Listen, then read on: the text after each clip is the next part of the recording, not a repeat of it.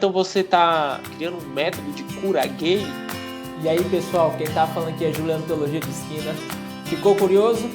Então vem com a gente nesse bate-papo que tá muito massa. Flávio, seja bem-vindo ao canal Teologia de Esquina. Gostaria que você se apresentasse aí para o nosso público. Obrigado, Juliano. Muito obrigado pelo convite. Meu nome é Flávio. Eu sou biólogo de formação, tenho mestrado, doutorado na área de biologia, terminei um pós-doc agora na área de ensino de ciências, né? Então é uma área que me fascina muito. E eu também sou diretor do Ministério Amizades Verdadeiras, que é um ministério que trabalha com pessoas que têm o desejo sexual, a homoafetividade, mas que não querem viver a vida homossexual. Então é um ministério que Deus tem conduzido.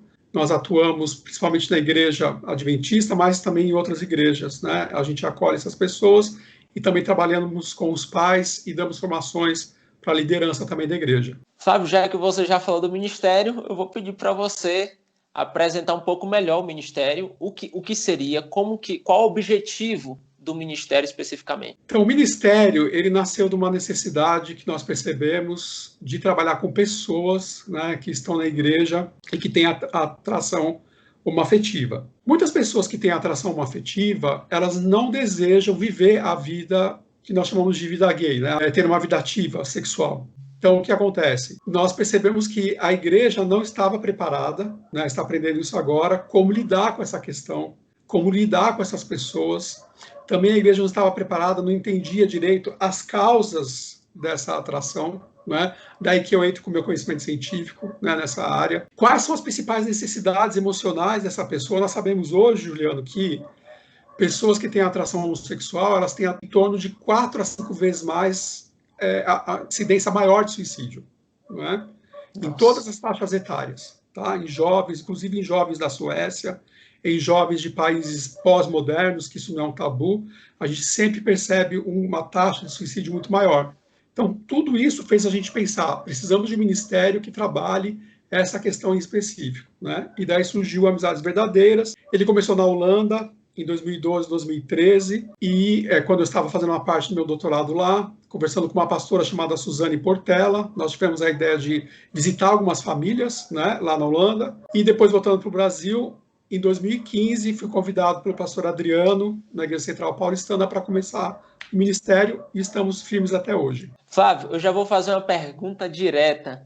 Na concepção do ministério, existe ex-gay? Nós precisamos trabalhar primeiro as palavras para ficar bem claro, né? Ótimo. O que nós trabalhamos com tendência homossexual e gay. É uma confusão que a igreja faz, muitas pessoas fazem. A pessoa pode ter a tendência homossexual sem ser gay. O gay, para nós, é a pessoa, é um recorte da pessoa que é ativa sexualmente, então ela tem um parceiro homossexual e ela está inserida na cultura, né, na cultura gay. Então, é possível a pessoa deixar de ser gay, ser um ex-gay? Sim.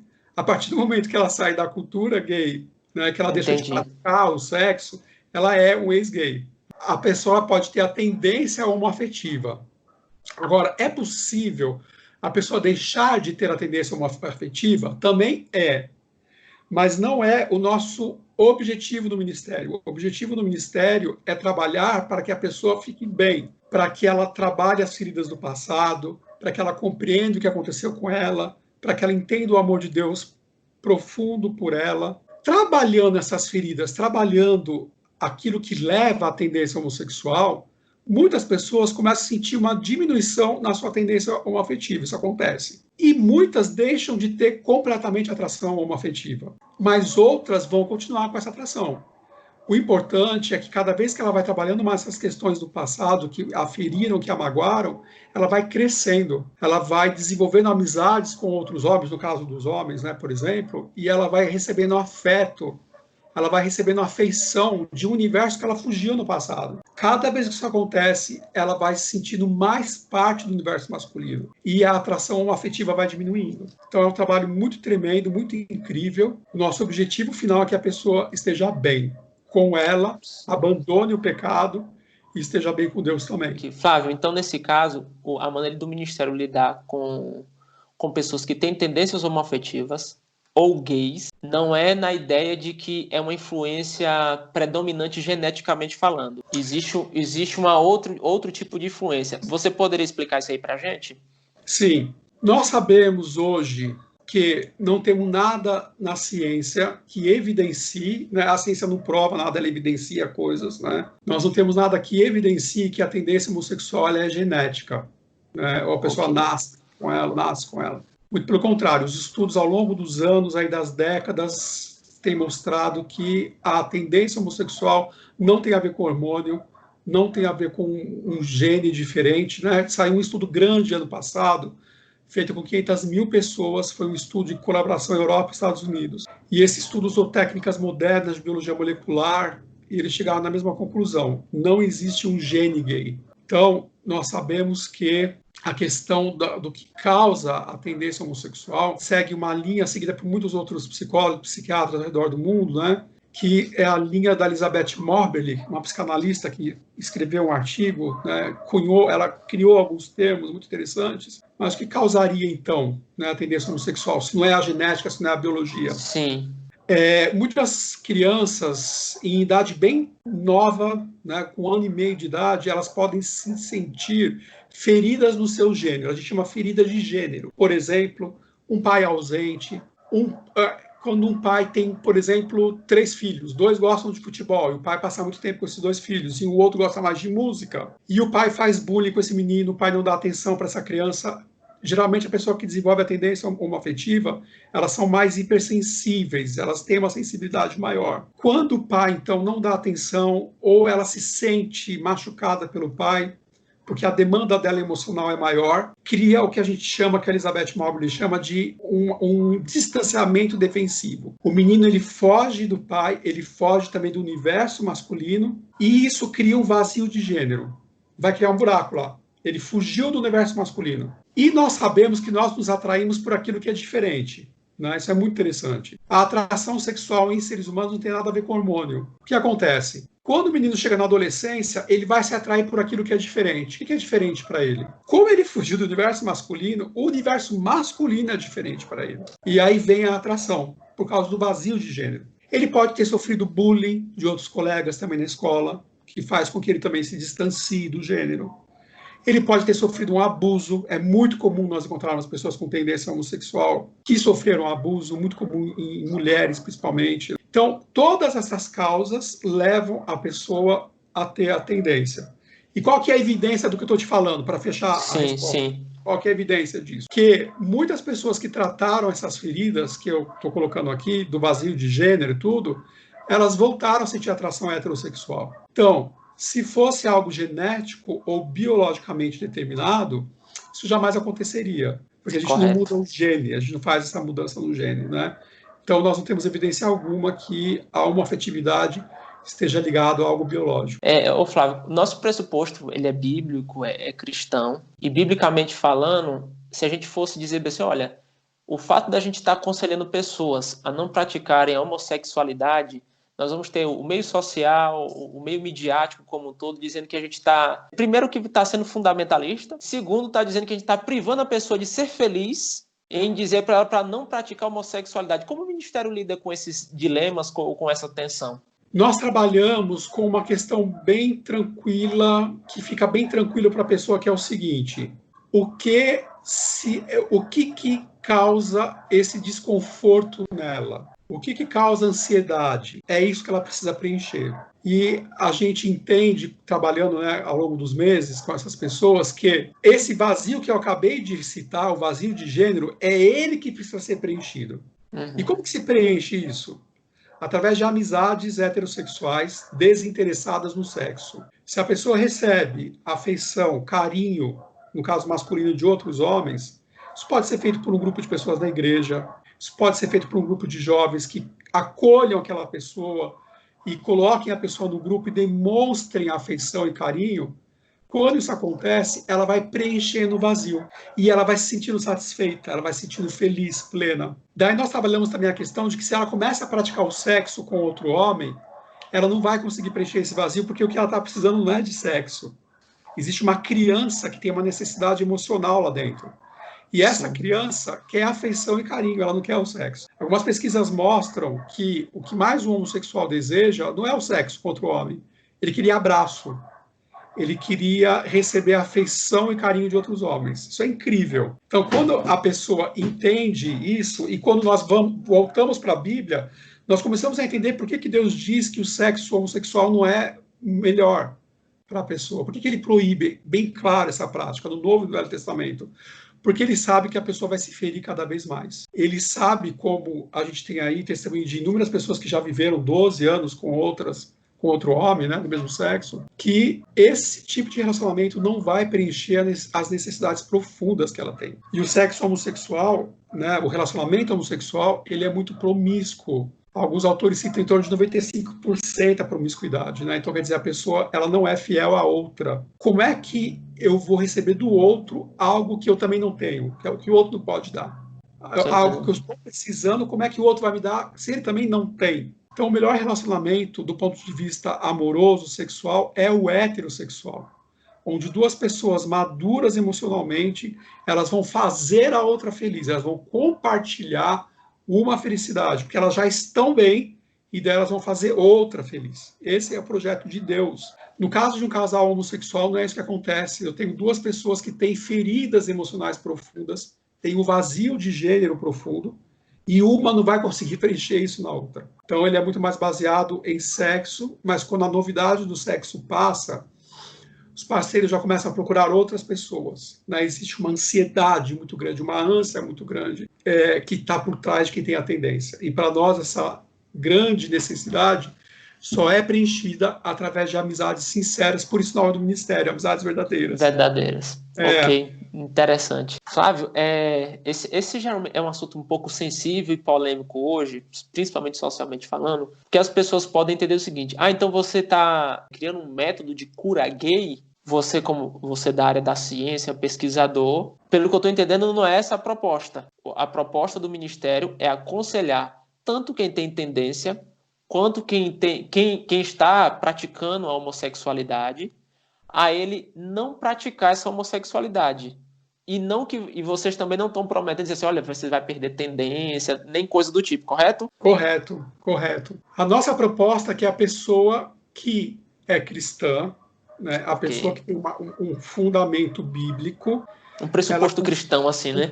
Isso, o termo perfeito, pressuposto cristão, ou pessoas, né, mas a nossa realidade é que a maioria dessas pessoas vão ser cristãs, ou pessoas que não estão felizes em praticar a vida homossexual, porque elas percebem que tem um vazio, né, um vazio muito grande, que elas têm o direito de conhecer uma outra visão, trabalhada por muitas pessoas ao redor do mundo.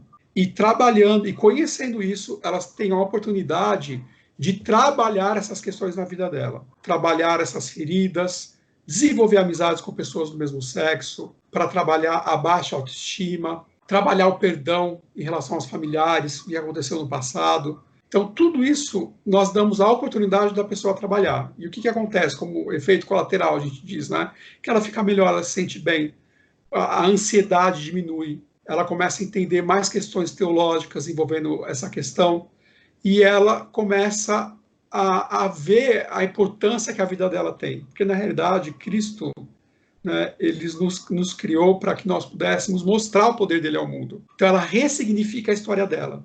Ela não é importante se ela casar e tiver 5, 6 filhos, a gente brinca, né?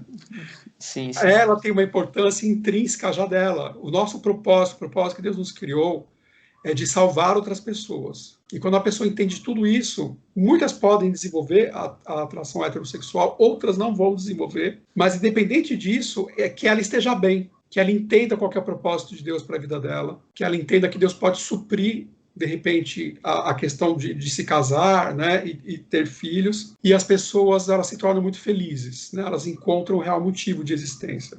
Então, esse é o objetivo do ministério. E aí, no caso, vocês estão oferecendo o outro lado da moeda, um aconselhamento para tentar compreender se, de fato, de onde está vindo essa tendência, que, como você bem mostrou a questão, existem pesquisadores em todo o mundo que têm demonstrado que não é algo geneticamente, mas existem outras coisas por trás que é necessário tá lidando. serem abordadas. Isso, Juliano. Daí tem uma coisa bem interessante que a gente brinca, é o seguinte, que não é a tendência que nos define, que define a pessoa. Nenhuma tendência nossa pecaminosa nos define. Então a gente trabalha muito com a pessoa assim, olha, você tem a tendência homoafetiva, ok, mas você não é a tendência homoafetiva. Sim. Você é mais do que isso. Então isso também é uma visão oposta ao gay. Quando a pessoa se declara gay, ela já está assumindo que ela vai viver de uma certa forma, de uma certa cultura, e é esperado isso dela. A vida dela passa a ser definida como gay. E para as pessoas que chegam no nosso ministério, nós mostramos que não. Ela pode ter a tendência, ela tem a tendência, mas isso não define a vida dela. Como se fosse uma pizza, né? Sim, É um dos pedaços da pizza, mas ela tem vários outros pedaços que definem quem ela é. Então a vida dela não pode girar em torno da tendência. Isso é muito libertador para as pessoas que descobrem isso, né? Isso é muito bom. E o outro objetivo também do ministério é nós levarmos esses conhecimentos para as igrejas, para a liderança da igreja, que muitas vezes não sabe como abordar, não dá opiniões erradas, né? Por exemplo, você ainda não deixou essa vida porque você não encontrou a mulher certa, né? Na tentativa de querer ajudar, dão sugestões que magoam, que machucam, que causam que aumenta a ferida. Que aumenta a ferida, que depois vão ter consequências ruins mais para frente.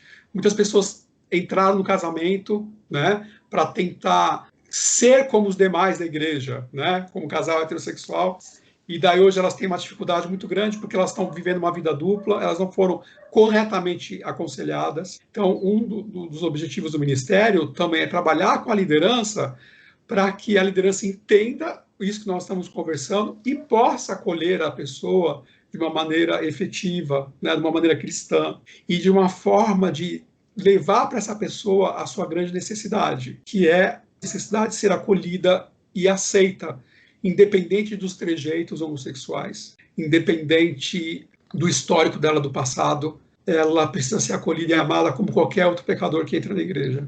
Ô Flávio, qual o conselho que você daria, no caso, para as igrejas, tanto quer seja da nossa denominação, que é adventista, ou de qualquer outra denominação, que porventura tenha alguém que aparenta ter essa tendência homossexual? O mais importante, nós não podemos ser invasivos, né? Então nós não podemos chegar para ninguém e dizer assim, você tem a tendência, né? É ser invasivo demais, né? Sim. Até porque tem alguns homens que têm os trejeitos e não são homossexuais. Sim, e nem tem tendência nenhuma. O que eu aconselho é o seguinte, se a pessoa se abrir, indique o nosso ministério e venha fazer o nosso treinamento para que você aprenda como abordar essa pessoa, como ajudar. Sempre a demanda tem que vir da pessoa. Em todos os outros casos, se a pessoa tem trejeito e você quer ajudar, desenvolva a amizade. Seja amigo. Tire um tempo para poder ouvir aquela pessoa. A pessoa que tem a tendência, ela tem traumas profundos, mágoas profundas dentro dela. Em relação à igreja, em relação à liderança da igreja, né? Nós trabalhamos com muitas pessoas que deixaram a igreja muito magoadas por uma má colocação da liderança. E elas têm uma ideia também, às vezes, distorcida de Deus. Por que Deus permitiu que eu fosse assim? Por que Deus permitiu que eu nascesse assim? Então, tudo isso a gente trabalha também no ministério. A pessoa se abrindo e pedindo ajuda, leia mais sobre a questão. Nós temos nosso site, onde você vai pegar mais informações lá, né? Nós damos curso para conselheiros, para pessoas que querem conhecer mais. Mas, Juliano, uma notícia boa é a seguinte, por onde a gente tem passado no Brasil, fora do Brasil, quando as pessoas entendem as causas da homossexualidade, quando elas passam a compreender, elas se tornam muito solidárias. Isso é muito bom. A igreja quer começar o ministério, a igreja quer mudar a forma dela ela muda a forma de pensar. A verdade vos libertará, é verdade em todos os sentidos, né? Quando elas conhecem o que causa, por que a pessoa tem a tendência, cai o preconceito, né? Esse preconceito desaparece e a igreja se torna solidária para essas pessoas. Isso é muito bom. Então, a gente tem tido experiências tremendas de igrejas que, quando ouvem o ministério, quando ouvem isso que a gente está conversando aqui, né? Sim. Elas se interessam, querem fazer o curso, querem ser solidárias, né? Então, voltando à tua pergunta, desenvolva a amizade. A maior necessidade que quem tem a tendência, uma necessidade profunda, é ter alguém que a ouça, Só de você fazer esse ato de ouvir o outro, você pode estar impedindo um suicídio, você pode estar impedindo o abuso de drogas, pode ajudar a pessoa a sair de vícios e de outras coisas também que pode acabar com a vida dela, tá? Então, desenvolva amizade, esteja aberto para que a pessoa possa falar com você. Essa é a maior ajuda que a pessoa pode receber dentro de uma igreja. Flávio, a gente está tocando sempre no ponto homossexualidade para o lado masculino. Vocês só atendem homens, atendem mulheres, atendem qual o público que vocês atendem? Nós atendemos também mulheres, nós também atendemos pais. Tá? Nós temos hoje um grupo do WhatsApp, em torno de 50 famílias, 50 pais que estão lá sendo acompanhados por nós, do Brasil todo e fora do Brasil. Nós temos também um grupo, uma equipe que trabalha com as meninas. Então, e um outro grupo que trabalha com os homens. Na questão do lesbianismo, né, das mulheres que têm atração, tem uma diferença em relação aos homens. Os homens que têm atração afetiva, eu falei bastante do universo masculino, né? Então, Exato. uma ferida em relação ao pai, uma ferida em relação aos colegas, aos amigos, bullying. Com as meninas, a figura do pai e da mãe tem uma importância muito grande. Para a menina crescer saudável, a menina tem que sentir, tem que perceber e vivenciar que ser mulher é bom. Então, se a menina cresce num lar em que o pai trata bem a mãe, em que a mãe é feliz na condição de mulher sendo mulher, vai passando para essa menina que ser mulher é bom. Muito importante, então, no caso das meninas, a figura do pai e da mãe. É comum nós pegarmos meninas que foram abusadas pelos pais, por um parente. Então, a história de abuso no lesbianismo é muito comum. Como é que uma menina vai se interessar por um homem se ela foi abusada por esse homem na infância? Então, ela faz uma fuga do universo masculino e ela vai buscar um consolo, ela vai buscar alguma afetividade no universo feminino.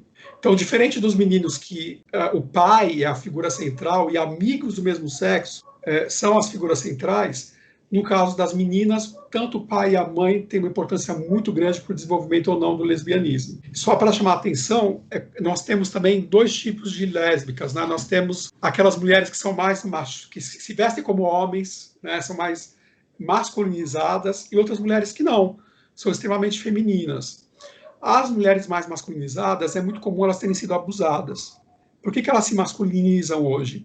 É a forma que elas encontram inconsciente de se proteger de outro homem. Então, eu parecendo um homem, eu vou me proteger de outros homens. Sim. Então, em ambos os casos, nós temos aí feridas que podem ser trabalhadas e vão ajudar muito essa pessoa. Ô, Flávio, veja, a gente sabe que cada caso é um caso específico. E vai ter casos de pessoas que, porventura, pode estar assistindo, pode chegar a dizer bem assim, nossa, como vocês são preconceituosos em querer estar oferecendo um ministério desse jeito, porque não aceita a pessoa como ela realmente é. O que você teria a dizer para essas pessoas? Nós não condenamos, nós não temos preconceito de quem quer viver a vida homossexual. Nós cremos e acreditamos que Deus dá essa liberdade para que as pessoas vivam as suas vidas como elas escolham viver.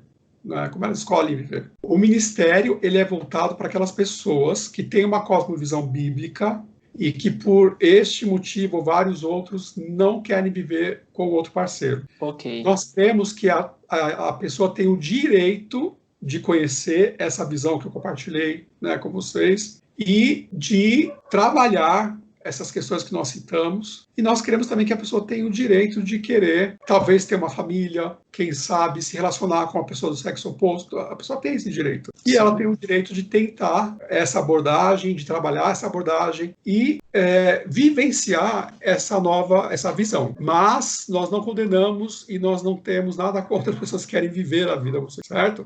Tanto que quem chega para nós é a pessoa que nos busca com uma demanda, né, de ser cristã, de não querer viver a vida de estilo gay, de não querer viver com outro parceiro do mesmo sexo, né? Então nós mostramos essa outra abordagem que tem feito muitas pessoas felizes. Nós cremos que cada um pode escolher a melhor abordagem para a sua própria vida e levá-la e segui-la adiante. Flávio, meu amigo, a gente já está aqui chegando no fim.